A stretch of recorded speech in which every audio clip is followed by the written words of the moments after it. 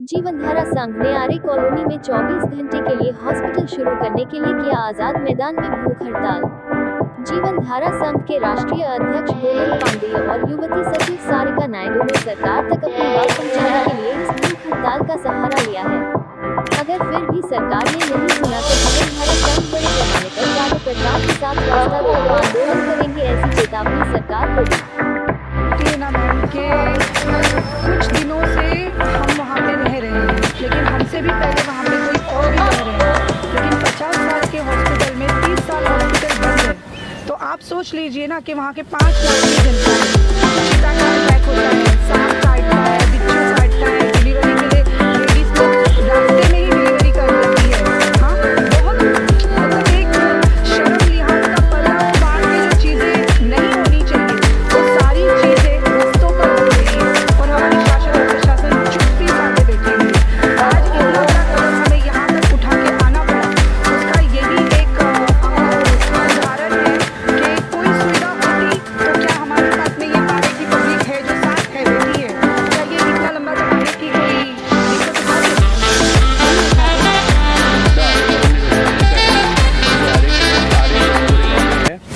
ये 50 साल पुराना हॉस्पिटल है। ये आरे दूध वालों के लिए चालू हुआ था, लेकिन अभी आरे कॉलोनी में 5 लाख की आबादी है। 5 लाख की आबादी में 2 नगर सेवक है, एक आमदार है, एक खासदार है। उसके बाद भी हॉस्पिटल पर कोई ध्यान नहीं दे रहा। वहाँ पे बाथरूम बने, सब घर में लाइट है, बहुत सारी चीज़ें, लेकिन वहाँ के जो मतलब आदिवासी लोग वहाँ पे रहते हैं, वहाँ से 8 से 10 किलोमीटर की रेंज में कोई भी हॉस्पिटल बीएमसी का नहीं है, ना तो प्राइवेट हॉस्पिटल है। तो ये जो आर्य रुग्णालय है वो पब्लिक के लिए होना चाहिए। इससे पहले हम लोगों ने 11 नवंबर 2021 को आंदोलन पर बैठे थे, तो वहाँ से हमें मुख्य कार्यकारी अधिकारी ने आश्वासन दिया कि 6 महीने में हॉस्पिटल का कुछ ना कुछ हम लोग हल निकालेंगे, लेकिन उसके बाद भी कुछ नहीं हुआ। तो जिसकी वजह से हम लोग ने एक दिन की भूख हड़ताल रखा है। उसके बाद अगर ये चीज़ें नहीं होती है तो आगे का कुछ और करेंगे। इतने पूरे जख्मी तरह से घायल कर दिया था, एकदम जख्मी हो गया था और उसे हॉस्पिटल लेके गए तो 4 से 5 दिनों से वो हॉस्पिटल में ही था। तो अगर आर्य रुग्णालय बाजू में था, अगर वो चीज़ें वहाँ पे हॉस्पिटल की सुविधा मिलती तो बड़ी घटने से बचते। वैसे वहाँ पे महिलाएं रहती जो पेट से रहती हैं, उनको जाने के लिए हॉस्पिटल में तकलीफ होती, कभी कभी रास्ते में ही घटना हो जाती है जिसकी मौत हो जाती है। वो सब चीज़ों से बचने के लिए आर्य हॉस्पिटल चालू हो जाए तो ऐसी 5 लाख की आबादी के लिए सुविधा अच्छी मिलेगी। जिस तरीके से अगर अस्पतालों की बात की जाए, आप लोग ने कभी वहाँ पे दौरा किया या किस तरीके के डॉक्टर्स वहाँ पर होते हैं या किस तरीके का इलाज लोगों को मिलता है? मैम, वहाँ पे बस पावती फाड़ी जाती है 10-20 रुपए की, और 11 बजे से लेके दोपहर के 2 बजे या 1:30 बजे तक का वो हॉस्पिटल चालू रहता है। ना उसमें सिस्टर, ना नर्स, ना डॉक्टर, ना कोई कंपाउंडर, किसी चीज़ की व्यवस्था नहीं है। ना किसी को एडमिट कर सकते हैं, ना कोई इमरजेंसी स्टेप उठा सकते हैं, ना वहाँ पे एम्बुलेंस की सुविधा है। एटलीस्ट अगर एक एम्बुलेंस की भी सुविधा होती तो ऐसा लगता हाँ भाई बाजू में एक 5-6 किलोमीटर ट्रामा हॉस्पिटल है, वहाँ से अगर हमको एक हॉस्पिटल के लिए अगर एम्बुलेंस की भी सुविधा दे दी जाती तो वहाँ से लोगों को लेके जाने में ज़रा आसानी पड़ती ना। हमें एक एम्बुलेंस की सुविधा नहीं है। उतना बड़ा हॉस्पिटल किस काम का? डॉक्टर पैसे खा रहे हैं, नर्स के पैसे चालू हैं, सफाई के पैसे चालू हैं, लाइट के पैसे चालू हैं, तो हमें किस चीज़ की सेवा मिल रही है वहाँ पे? जिस तरीके से आज आप लोगों ने यहाँ पे अमरण उपोषण रखा हुआ है, अगर इसके बाद भी गवर्नमेंट को कोई इफेक्ट नहीं होता है तो किस तरीके से आप लोगों का अगला कदम होगा? अगला कदम हमारा ऐसे होगा ना मैम कि इस बार भी बहरों को सुनाई नहीं देगा ना, तो अगली बार बहरों को सुनाने जैसा कुछ करेंगे। अगली बार हम चक्का जाम करेंगे, तब शासन और प्रशासन को दिक्कत होगी और तब उनको होश में आना पड़ेगा कि हमें वहाँ पे रहने वालों को वहाँ की परिस्थितियाँ ठीक नहीं है और हमें हॉस्पिटल बना के चाहिए। गोविंद जी, क्या कहना चाहेंगे? अगर अभी भी लोगों तक अगर बात नहीं पहुंचती है तो आप लोग किस तरीके से आगे बढ़ेंगे? क्योंकि आर्य की जनता जो है धीरे धीरे आपके साथ में जुड़ती जा रही है, तो क्या कहेंगे? देखो, आर्य हॉस्पिटल अगर नहीं चालू होता है तो उसके लिए हम लोग 21 फरवरी 2000 को आंदोलन का हम लोगों ने दे दिया है, रास्ता रोको आंदोलन का। वहाँ पे फिर हम रास्ता रोको आंदोलन करेंगे। अगर वहाँ पे जो भी घटना घटती है उसके शासन और प्रशासन जवाबदार होगी।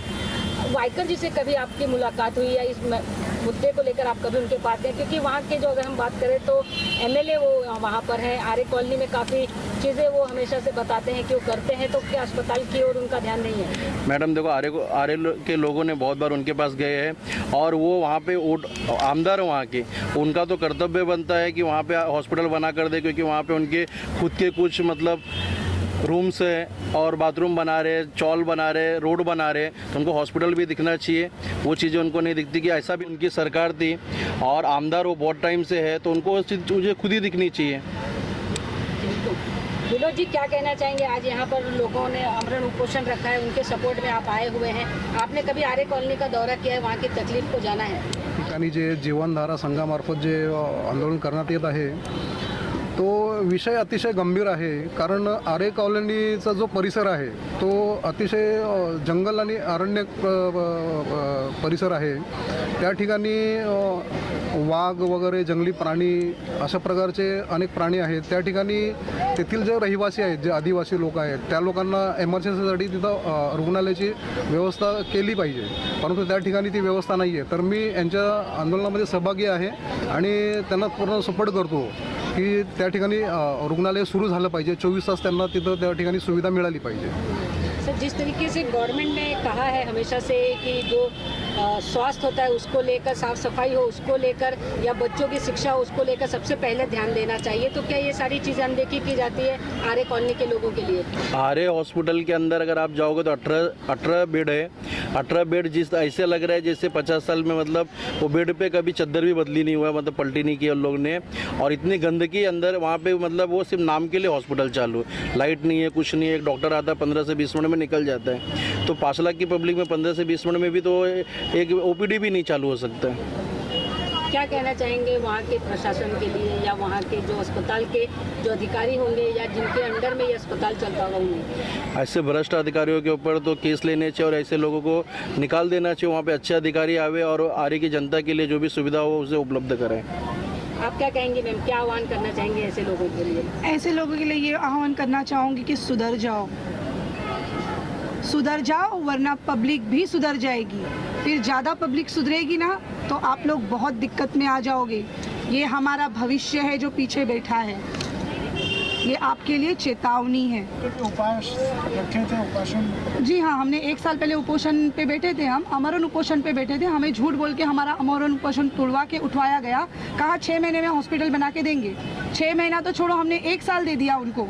कहाँ है वो पवार सर, कहाँ है वो वाइकर, कहाँ है? सब एक से एक नेता आए, आश्वासन दिए, उपोषण तोड़ाए, अब कहाँ है सब? अब क्या मांग लेकर आप लोग बैठे हैं? क्या एक छोटी सी मांग है, कुछ मशीनरी चाहिए, हॉस्पिटल रिपेयर करके चाहिए, एम्बुलेंस चाहिए, सोनोग्राफी मशीन चाहिए, लोगों की टाइम पे 24 घंटे सेवा चालू कर दी जाए। क्या ये ज़्यादा है? आप लोग कहिए, क्या ये ज़्यादा है? हमारी कोई गलत मांगे नहीं है जो शासन और प्रशासन अनदेखा अनसुना कह रहे हैं। फिर हमें बहरे और अंधे लोगों को सुनाना और दिखाना अच्छी तरह से आता है। अब हम यहाँ पहुँचे हैं, रिक्वेस्ट करते हैं कि इससे आगे ना पहुँचने दिया जाए, कुछ एक्शन ले लिया जाए।